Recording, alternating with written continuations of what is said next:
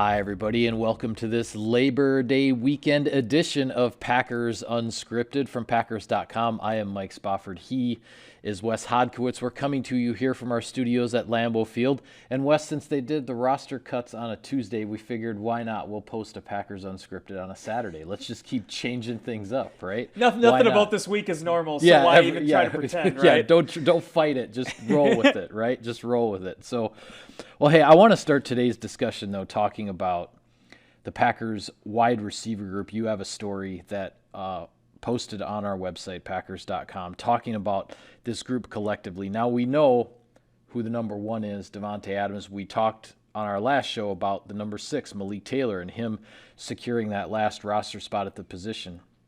The real intrigue with this position group is those 4 guys in the middle. Obviously talking about Marquez Valdes-Scantling, Allen Lazard, Randall Cobb, and Amari Rodgers. It's a very interesting collection, and the type of collection of receivers in terms of the varied skill sets and experience levels and all of that, the type of collection the Packers haven't really had around here for quite a while. A long time. And, I go back to 2015. I remember Mike McCarthy and his staff were kind of catching some flack because it was a lot of the same 11 personnel. Now, I think a big thing about that is that was pretty definitive who their top 3 receivers are, who their tight end was, and ultimately who their running back was. Just to clarify, 11 personnel is 1 running back, 1 tight end, and 3 wide receivers. That's what you're talking about. Yeah, and it wasn't so much for a lack of creativity. It's just that those were kind of the options, right? What I like about the way the Packers have built this thing over the last 2-3 years is, I even wrote in the story, it's more of a menu than it is a depth chart. Because as Marquez Valdes-Scantling said, and a lot of these guys have talked about this offseason, nobody does basically the same thing as another guy. You're not mixing your personnel for the sake of getting different guys on the field.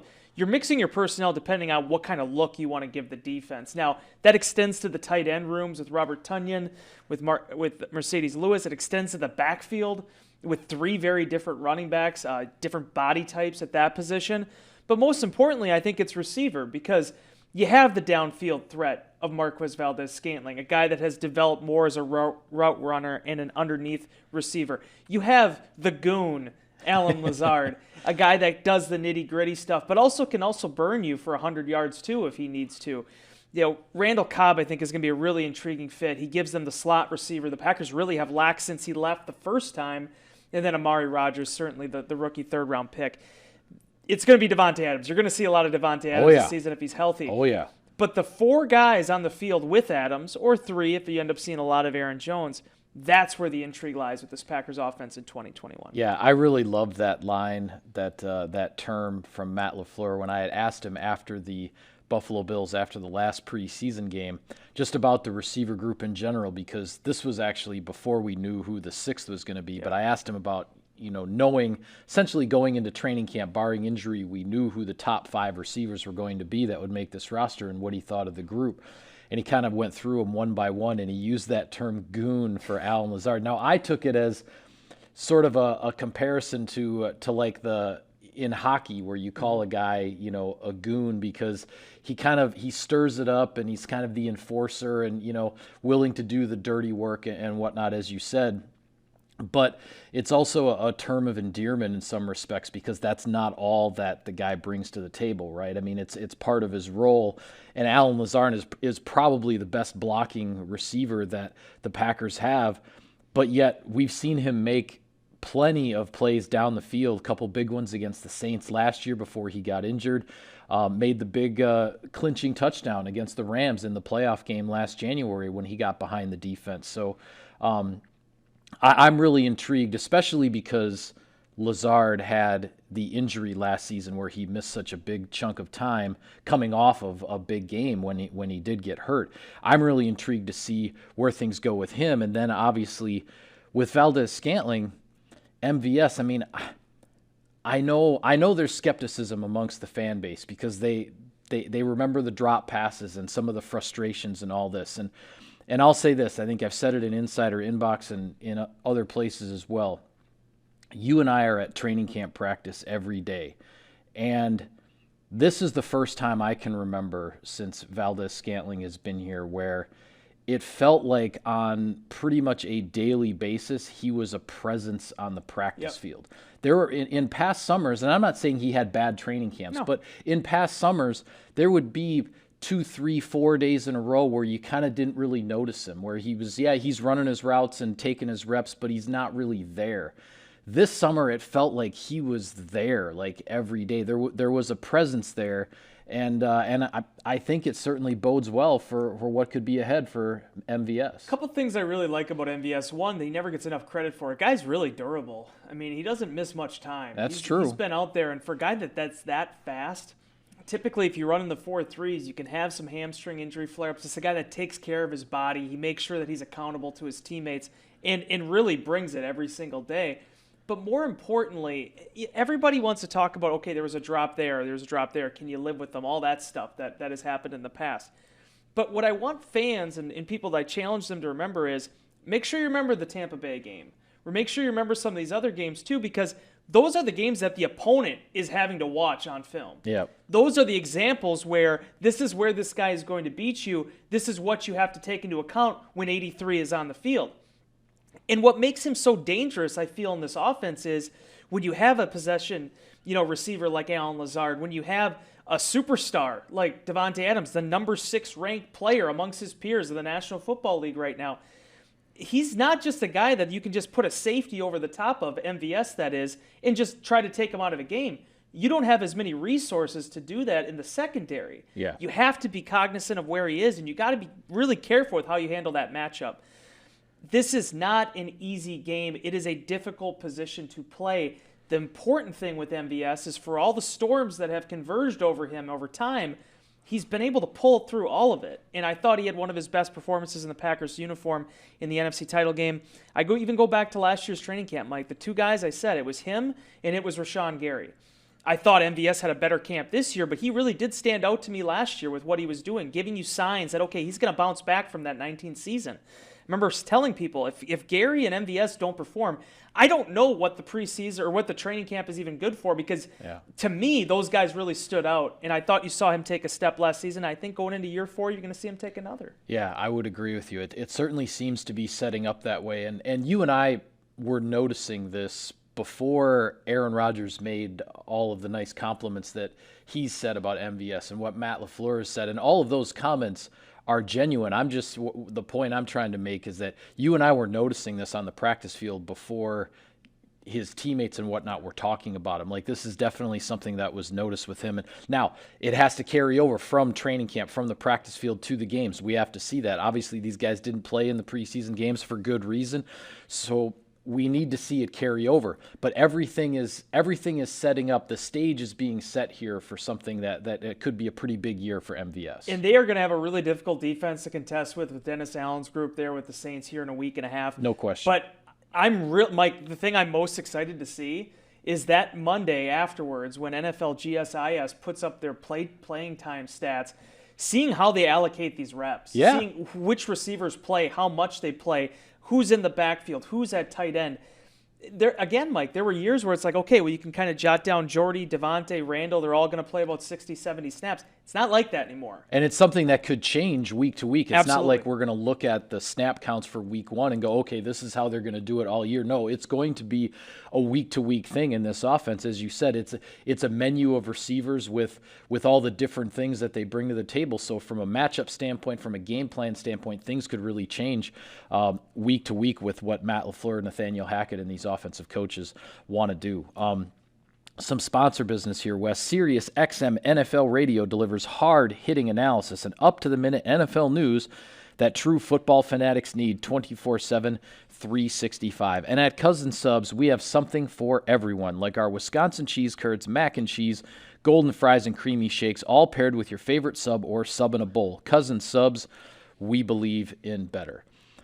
All right, late this past week, Thursday evening, a long-awaited Packers Hall of Fame induction ceremony, delayed by the pandemic and whatnot, rescheduled multiple times, all that. Packers Hall of Fame induction for Charles Woodson and Al Harris. And what I wrote about on our Packers website, both of those guys talked about it, that it's almost too fitting that these two star cornerbacks go into the Packers Hall of Fame together because they really were. They only played together in games on the field essentially for 4 years, 2006 through 2009. But that was a special pair that the Packers had on the field together, and it was neat to see them get this honor together. Great job by you covering that. I appreciate you giving me off on Thursday, afternoon and evening, be able to get home a little bit earlier to my family. But here's the thing I love, and no one talks about this enough. The mid-2000s, things were kind of in shambles there with the Packers cornerback contingent. There was some missed draft picks. There was some, Mike McKenzie, basically demanding a trade. Yeah, the contract situation. All the issues they had there. Yep. Al Harris was the constant. They made that trade in 2003. He comes in from Philadelphia, which, by the way, in 2021, I never see the Eagles making that trade anymore. That was more like they were so loaded at cornerback. Yeah. But with how many cornerbacks you need now in today's NFL, who knows if that deal ever gets done. Right. But what I loved about it is he was the constant for 6-7 years in that secondary. And then in 2006, they bring in Charles Woodson. Two guys from very different paths, different walks of life, but how they came together. And as Woodson kind of talked about, the work that they were willing to put in, the grind that they were willing to chase, that's what kind of binded them. And for them, and Woodson said it from his first conference call when the announcement was made, he wanted to go in with Al Harris. It took a little bit longer than I think everybody expected. Yeah. But he gets that honor. You can tell how much. This is a guy that just went into Canton like earlier this month. Or last month now, you can tell, though, how much this honor means to him, too, and in the path that he has traveled. It was a cool night, and I'm glad that, obviously, he was able to enjoy it with a close friend of his. Yeah, it was really interesting hearing Woodson kind of tell the story of how they would go to practice, and Al and Charles would kind of look at each other and go, okay, are we going to work today? All right, yeah, it's time to work. And what they meant by that is they were just going to take all the reps at cornerback with the number one defense being out there, and they weren't going to let the younger guys rotate in. They were just going to take them all. Maybe on a hot day, he said, they would take a play off. Go in there, Tremont. Have some fun. Yeah, exactly. They'd let Tremont Williams or Jarrett Bush or one of these younger guys slip in there once in a while. But that was, and those were the kinds of things that we didn't necessarily see because during regular season practice, as reporters, we don't get to watch the 11-on-11. So you hear these stories after the fact about how during that 11-on-11 work in the regular season, those guys really did go to work. And Al Harris wanted to be a Pro Bowler every single year, and he did get a couple of Pro Bowl honors. And Charles Woodson talked about how it's so cliche. We hear it so often about players saying, the competition, this and that they push each other to be better. And I'm not dismissing it, but we do hear it so often. The thing about Charles and Al is it was very, very real. They really did push each other because they were both trying to be the best in the game at the same position, and they were on the same team. Yeah. And they got to practice together, play together on a daily, on a weekly basis, and that's a really interesting set of 4 years. And I also look back as well, that 2006 to 2009, well, and with Al obviously going back to 2003, and then Charles staying with Green Bay through 2012, those guys played through and came back from a lot of injuries. Their toughness, it's no surprise that head athletic trainer Brian Engel, affectionately known as Flea, is the guy that Charles Woodson chose to present him for Hall of Fame induction because Woodson was in the training room a lot. He was dedicated to getting out there absolutely as often as he could. And when you look at the track record of these two players, and Flea called them pound for pound two of the toughest guys he's ever come across in the National Football League. And Flea's been here for 25 years in the Packers training room. Their dedication to being out there for their teammates, they did not, until Al Harris had the knee injury in 2009, the ACL, and until Charles Woodson had the broken collarbone in 2012, which was the second time he had broken a collarbone after doing so, obviously, in Super Bowl 45. Until those major injuries, those guys, you could count on one hand the number of games that they missed as members of the Packers. Their dedication to their craft was exceptional. I remember in 2008, too, I was reading, I believe it was either Pete Doherty wrote it or Rob Demovsky. It's when I was working at the Press Gazette when the report came out that Al Harris had the ruptured spleen. And I remember thinking to myself, that sounds like the worst injury you could ever possibly have. Yeah. And the way that these guys persevered through this, I mean, even Charles Woodson, I mean, the guy breaks his collarbone in the Super Bowl. And I'm sure there was a lot of adrenaline, no question about that, especially even when he wasn't playing with, them being that close to a Super Bowl title. I sometimes look at these guys and I go, as someone that's never broken a bone, has never torn an ACL, like, how do you get yourself up? Yeah. Not just the fact that you get an injury, you rehab it, but then want to come back after that. They're cut from a different cloth. They're different types of dudes. And, I'll say it for the last time, I've been saying this all offseason about Woodson, but the amount of professionalism that he showed throughout his career. This is a guy that if you're not going to practice, if you're going to be hurt all week and rehabbing all week, do you know how much film study you have to do? How much preparation has to go in when you're not actually out there getting the physical reps? Wednesday through Friday. Charles Woodson was always prepared. He's the only guy. He's the only guy I've ever seen who could miss as much practice as he missed in order to try to keep his body healthy, and go play at a Pro Bowl level on Sundays every single week. It was remarkable what he did. And up until 2009, 10, I mean, the guy was on an island a lot of times too. I mean, it's about as obvious as it gets in the National Football League. Yeah. If you're not up to par playing one-on-one against some of these guys, and Woodson did it better than anyone. Yeah, well, that segues to one other topic I want to get to here before we sign off, because I answered a question in Insider Inbox. There was a fan writing in, and I apologize, I don't remember his or her name at the moment, but just wondering, what's the status of the Packers secondary right now, kind of asking some questions about it. And I actually, and partly Charles and Al going into the Hall of Fame, this is what triggered my memory. But in looking at the 2021 Packers, if you look at the top 6 defensive backs on this roster, and I'm talking about the 4 at corner, Alexander, King, Stokes, and Sullivan, and then your 2 starting safeties, Amos and Savage, I honestly think, and you can correct me if you have a different perspective on this, but I think this is as strong a top 6 group in the secondary as the Packers have had since, for my money, going back to 2009, which is when the top 4 corners were Woodson, Harris, Tramon Williams, Jarrett Bush, and your starting safeties were Nick Collins and Atari Bigby. I couldn't find a top 6. I couldn't find a top 6 that, to me, compared going into a season with the top 6 that the Packers have here in 2021. 14's close, because you had Casey Hayward and Devon House kind of struggling. They could only get one of those guys on the field with Tramon playing in the slot. But the safety position just wasn't as strong in 14. Yeah, I mean, HaHa came on late throughout the season. You had Micah there, but no question about it. Yeah, I guess I was thinking more of Micah as a corner. Not as much. He was safety, playing base, and then he was going back in the sub packages. Yeah. But he was at the emphasis of that position. HaHa was a rookie. To your actual point, though, it is an incredibly deep 6, and the amount of resources too put into that position as well, right? I mean, you have a first-round pick in Darnell Savage, 2 first-round picks in Jair Alexander, Eric Stokes. Kevin King was as close as you can get to being a first-round pick at number 33. And then Adrian Amos being, paid and rewarded the way he was in 2019. It's a good group. The other guy to keep an eye on is going to be Henry Black. At this point in time, looks like he'll be that dime guy if Amos moves into the box. But my eyes are on Eric Stokes this season, Mike, and he's going to have to be ready because Jair Alexander, epitome of professionalism. Kevin King, when he's healthy, he can get the job done outside. But we know how this goes with the cornerback position. At any given time, you might have to make an adjustment, and Stokes has to be ready for it. And that's why Rodgers tested him the way he did. That's the reason why Devontae Adams tested him the way he did. This is going to be an excellent opportunity for him to grow here these first few weeks.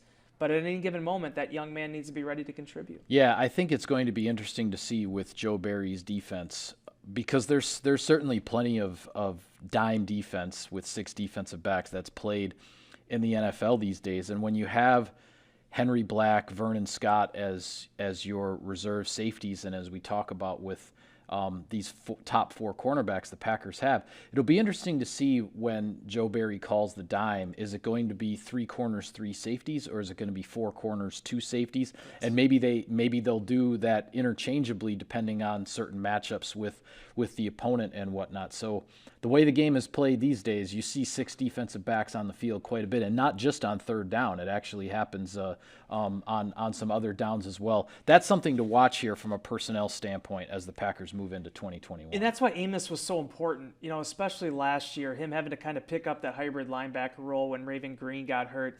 He's a guy that is a really good cover safety, but also can take on a running back in the trenches if he needs to too. A really underrated player. I know the team realizes his value, but I think widely throughout the National Football League, understanding that yes, this was a former 5th-round pick, but Adrian Amos is one of the best at his position. He's going to be such an important linchpin as well for this defense. And honestly, Mike, I'm excited to see it all come into fruition this season. They have the pieces. They feel like they have the coordinator. Can the Packers really make that push to being a dominant unit? Yeah, well, we shall see. And as we return to the studio next week, we'll start previewing Week 1 against the New Orleans Saints. With that, we'll call it a wrap on this edition of Packers Unscripted. Be sure to follow all of our coverage of the team. We've got it all for you on Packers.com. For Wes, I'm Mike. Thank you for tuning in, everybody. We will see you next time.